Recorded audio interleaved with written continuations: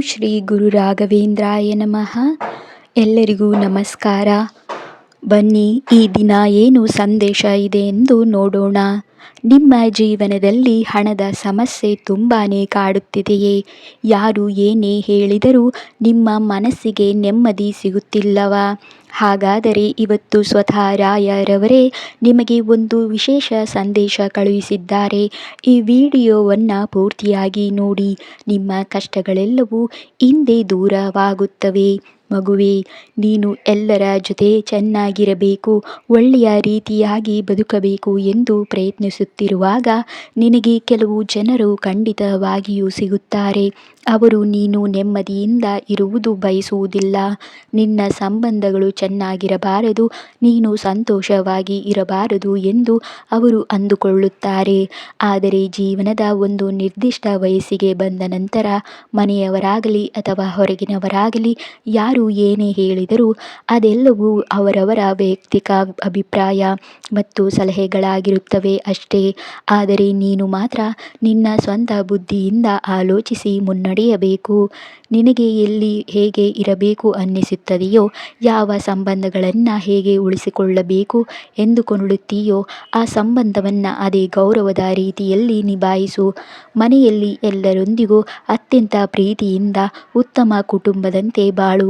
ನಿನ್ನನ್ನು ನೋಡಿದ ತಕ್ಷಣ ಎದುರಿಗಿರುವವರಿಗೆ ಹೌದು, ನನಗೂ ಒಬ್ಬರು ನನ್ನವರು ಅಂತ ಇದ್ದಾರೆ ಎಂದು ಅನಿಸಬೇಕು. ಅವರು ನಿಮ್ಮನ್ನು ತಮ್ಮ ಸ್ವಂತ ಕುಟುಂಬದ ಸದಸ್ಯನಂತೆ ಕಾಣುವ ಹಾಗೆ ನೀನು ಬದುಕಬೇಕು. ಹಾಗೆಯೇ ನೀನು ಮನೆಯಿಂದ ಹೊರಗೆ ಹೋದಾಗ, ನಿನ್ನ ಸ್ನೇಹಿತರ ಮಧ್ಯೆ ಕೂತಾಗ ಅಥವಾ ಕಚೇರಿಯ ಜನರೊಂದಿಗೆ ಇರುವಾಗಲೂ ಅಷ್ಟೇ ಗೌರವದಿಂದ ಮತ್ತು ಒಳ್ಳೆಯ ನಡತೆಯಿಂದ ನಡೆದುಕೋ. ಯಾವಾಗಲಾದರೂ ಅವರು ನಂಬಿಕಸ್ಥ ವ್ಯಕ್ತಿಗಳ ಹೆಸರನ್ನು ಬೆರಳೆಣಿಕೆಯಲ್ಲಿ ನೆನೆಸಿಕೊಂಡರೆ ಅದರಲ್ಲಿ ಮೊದಲ ಹೆಸರು ನಿನ್ನದೇ ಆಗಿರಬೇಕು. ಹೌದು, ಈತನ ಮೇಲೆ ನಾವು ಸಂಪೂರ್ಣವಾಗಿ ನಂಬಿಕೆ ಇಡಬಹುದು, ನಮ್ಮ ಪ್ರತಿಯೊಂದು ಸಂತೋಷದಲ್ಲೂ ಈತನನ್ನು ಸೇರಿಸಿಕೊಳ್ಳಬಹುದು ಎಂದು ಅವರು ಅಂದುಕೊಳ್ಳುವಂತೆ ಬದುಕು. ಯಾರದ್ದೋ ಮಾತನ್ನು ಕೇಳಿ ನಡೆಯಬೇಡ. ನಿನ್ನ ಸ್ವಂತ ಬುದ್ಧಿ ಮತ್ತು ವಿವೇಕದಿಂದ ಮುನ್ನಡೆ. ಕಳೆದ ಕೆಲವು ದಿನಗಳಿಂದ ನಾನು ನಿನ್ನನ್ನು ಗಮನಿಸುತ್ತಿದ್ದೇನೆ. ನೀನು ಹಣದ ವಿಷಯದಲ್ಲಿ ತುಂಬಾ ಲೆಕ್ಕಾಚಾರ ಹಾಕುತ್ತಿದ್ದೀಯಾ ಮತ್ತು ತೀವ್ರವಾದ ಚಿಂತೆಯಲ್ಲಿ ಮುಳುಗಿ ಹೋಗಿದ್ದೀಯಾ.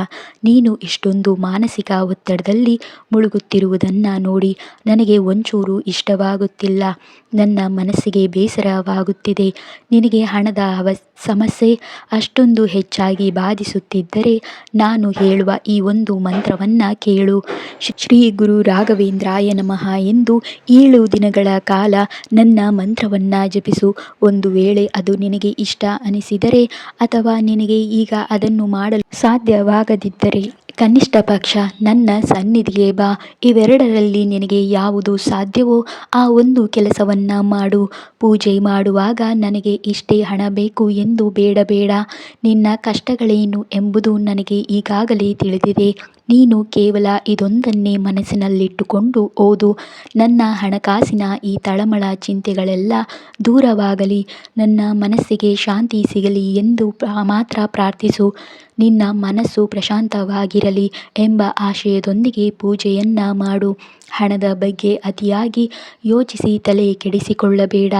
ಸಮಯ ಕಳೆದಂತೆ ದಿನಗಳ ಓಟದಲ್ಲಿ ಎಲ್ಲವೂ ತಾನಾಗಿಯೇ ಸರಿಯಾಗುತ್ತದೆ. ಒಂದು ವೇಳೆ ನೀನು ಯಾವುದಾದರೂ ವಿಶೇಷ ಪೂಜೆ ಅಥವಾ ಅನುಷ್ಠಾನವನ್ನು ಮಾಡಲು ಬಯಸಿದರೆ ಮೊದಲು ಅದರ ಬಗ್ಗೆ ಸಂಪೂರ್ಣವಾದ ಮಾಹಿತಿಯನ್ನು ತಿಳಿದುಕೋ. ಹಣ ಸಿಗುತ್ತದೆ ಎಂದು ಹೇಳಿ ಜನರು ನಿನಗೆ ಏನೇನೇ ದೊಡ್ಡ ದೊಡ್ಡ ವಿಷಯಗಳನ್ನು ಹೇಳಬಹುದು. ಆದರೆ ಯಾವುದು ಸರಿ, ನಿನ್ನ ಕೈಯಿಂದ ಯಾವುದು ಮಾಡಲು ಸಾಧ್ಯ ಎಂಬುದನ್ನು ಮೊದಲು ಯೋಚಿಸು ಹಾಗೂ ಅದನ್ನು ಮಾಡು. ನಿನ್ನ ಕೆಲಸ ಕಾರ್ಯಗಳಿಗೆ ಅಥವಾ ಸಹಾಯಕ್ಕಾಗಿ ನೀನು ಯಾವ ವ್ಯಕ್ತಿಗಳನ್ನು ಹುಡುಕುತ್ತಿದ್ದೀಯೋ ಆ ಎಲ್ಲ ಜನರು ನಿನಗೆ ಎಲ್ಲೋ ಒಂದು ಕಡೆಯಿಂದ ಸಿಕ್ಕೇ ಸಿಗುತ್ತಾರೆ. ಅವರೆಲ್ಲರೂ ನಿನಗೆ ಹಿಂದೆ ಸಿಗಲಿದ್ದಾರೆ. ಆದರೆ ಇವತ್ತು ನೀನು ಒಂದು ಕೆಲಸ ಮಾಡಬೇಕು. ನೀನು ಮನೆಯ ಒಳಗೆ ಕೂರದೆ ಕೋಣೆಯಿಂದ ಹೊರಗೆ ಬರಬೇಕು. ನೀನು ಹೊರಗೆ ಹೋಗಿ ಜನರನ್ನು ಭೇಟಿಯಾಗು, ಕಚೇರಿಗೆ ಹೋಗು, ಎಲ್ಲರೊಂದಿಗೆ ಬೆರೆತು ಮಾತನಾಡು. ಏಕೆಂದರೆ ಇವತ್ತು ನೀನು ಜನರನ್ನು ಭೇಟಿಯಾಗುವುದು ನಿನಗೆ ತುಂಬಾ ಶುಭ ತರಲಿದೆ. ನಿನ್ನ ಎಲ್ಲ ಕೆಲಸಗಳು ಇವತ್ತು ಯಶಸ್ವಿಯಾಗುತ್ತವೆ. ಸದಾ ಸಂತೋಷದಿಂದ ಇರು.